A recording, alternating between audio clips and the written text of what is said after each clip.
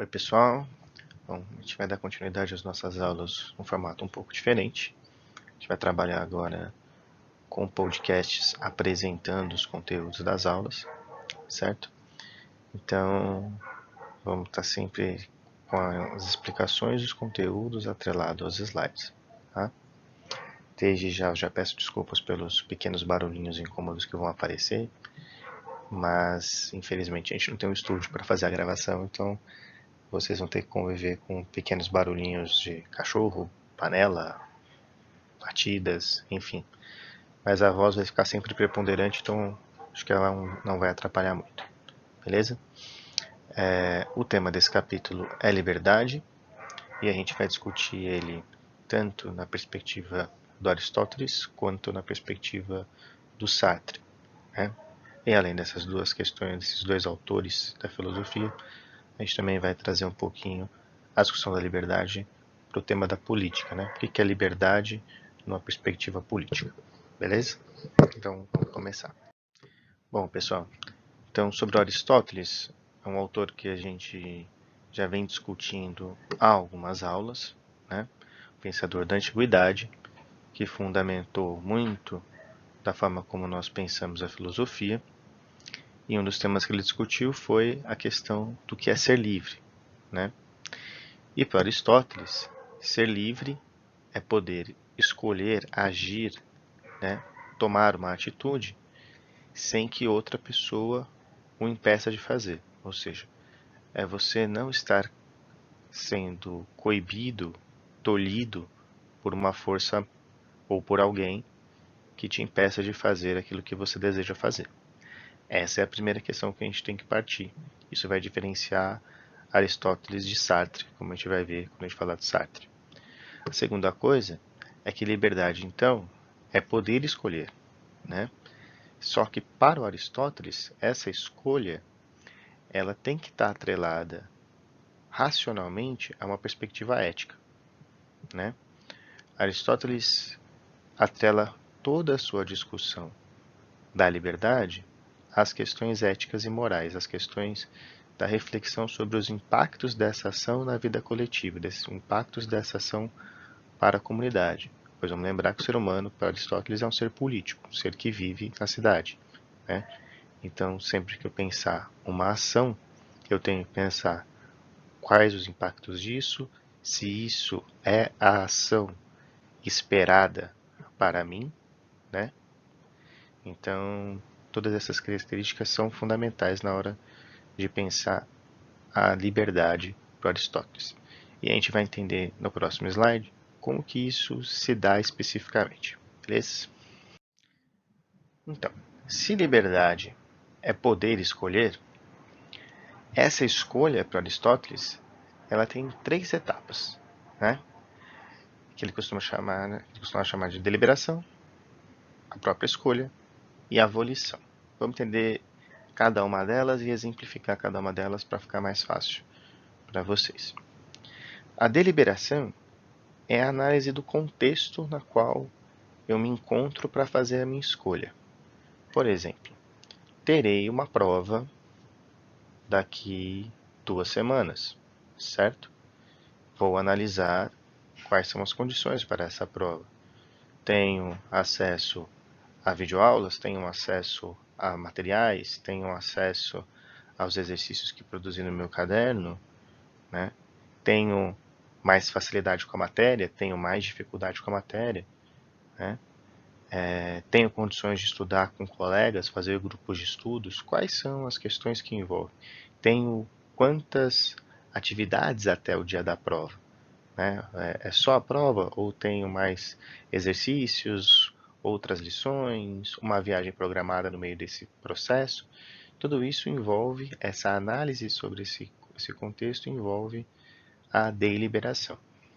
Pois bem, daí vem a escolha.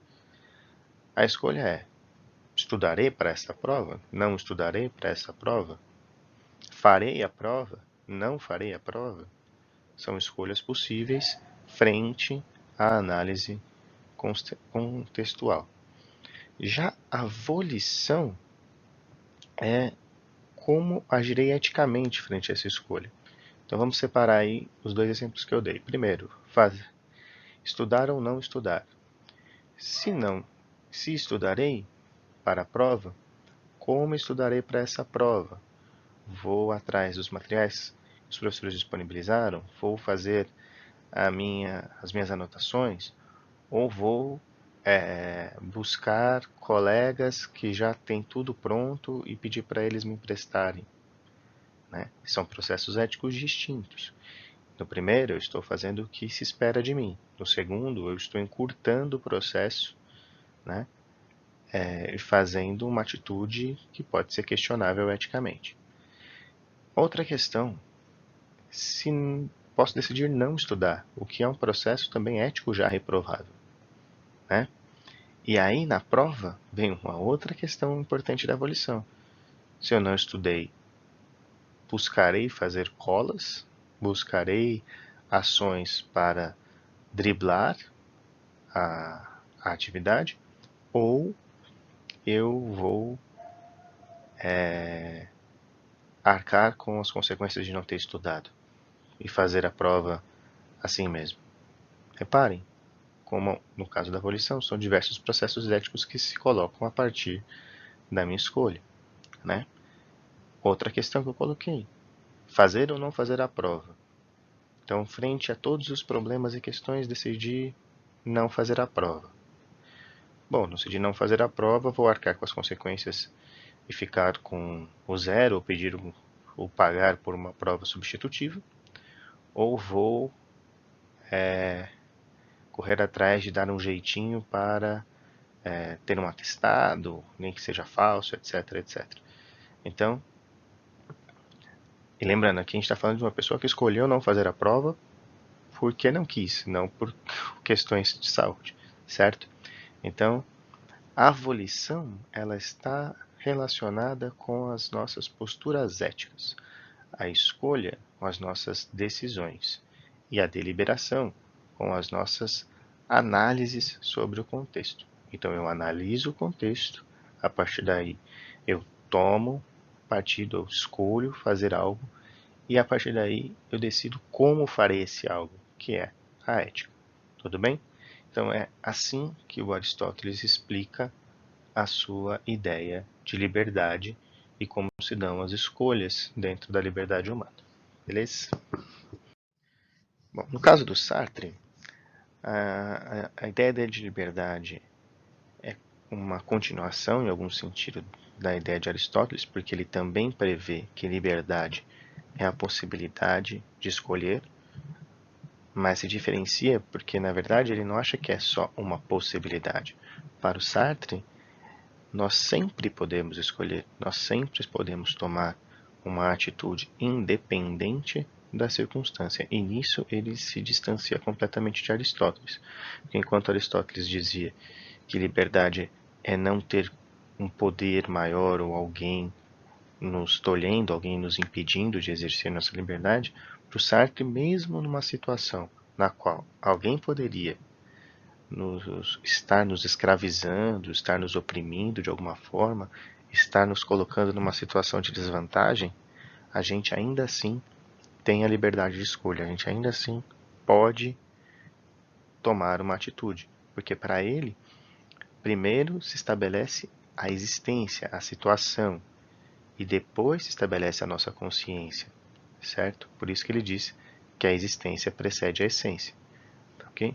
Nesse sentido, significa que em uma determinada situação, pessoas podem tomar atitudes completamente distintas. Se as pessoas podem tomar atitudes completamente distintas, de acordo com o que ela vai compreender da relação entre a sua consciência e essa situação, o indivíduo tem liberdade para fazer o que ele quiser. Então, por exemplo, durante a escravidão no Brasil, segundo Sartre, muitas pessoas, e de fato isso aconteceu, muitas pessoas, pelas condições que foram colocadas, impostas a elas, acabaram trabalhando como escravas até o fim de suas vidas, assim como muitas outras pessoas, muitos escravos, tentaram fugir ou se rebelaram contra os seus senhores, certo? Nesse sentido, se essas pessoas tomaram atitudes diferentes, é porque elas tinham liberdade para tomar essas atitudes. Tá? E o que o Sartre quer dizer aqui é que mesmo quando a gente está numa situação de falta de privilégios, numa situação na qual o ser humano está em completa desvantagem, ele ainda assim pode agir, ele ainda assim pode lutar para conquistar o seu direito, ele ainda assim pode resistir, né? E por mais cruel que isso possa parecer em um certo sentido, a gente também tem que pensar que se as pessoas não tivessem em algum momento resistido, tentado mudar as situações nas quais elas se encontravam, essas situações continuariam existindo provavelmente até os dias de hoje, certo? Então, o que o Sartre está chamando a atenção é que ele entende os problemas, ele entende as situações de desvantagens, as situações de opressão que a sociedade coloca, mas ele entende também que é preciso tomar atitude, se colocar, mesmo frente a uma situação de desvantagem, mesmo frente a uma situação de opressão, ok? Por isso que ele relaciona muito a questão da liberdade com a da responsabilidade. Ele diz que se todos os indivíduos, se todos os seres humanos fossem responsáveis, se assumissem a responsabilidade pelas suas atitudes, talvez nós não tivéssemos tantos problemas sociais, porque as pessoas entenderiam que ao agir elas podem estar criando problemas, elas podem estar criando situações de desvantagem, elas podem estar criando situações de opressão para outro. Então, não adianta ela dizer, olha, eu não imaginava, olha, eu não pensei, olha, eu não refleti sobre isso. Bom, ao agir e não ter refletido, você decidiu não refletir antes de agir. Então você é responsável pelaquilo que você fez, tá certo? Da mesma forma, quem lutou contra uma opressão, mas acabou sendo morto ou preso pela luta que teve, tem que ter consciência de que lutou contra uma opressão, que mesmo preso fez sua parte. Então, a pessoa deve ser responsável pelas suas atitudes. Tá ok? É isso então, pessoal. Vamos agora para a última parte da discussão sobre liberdade e política. Valeu.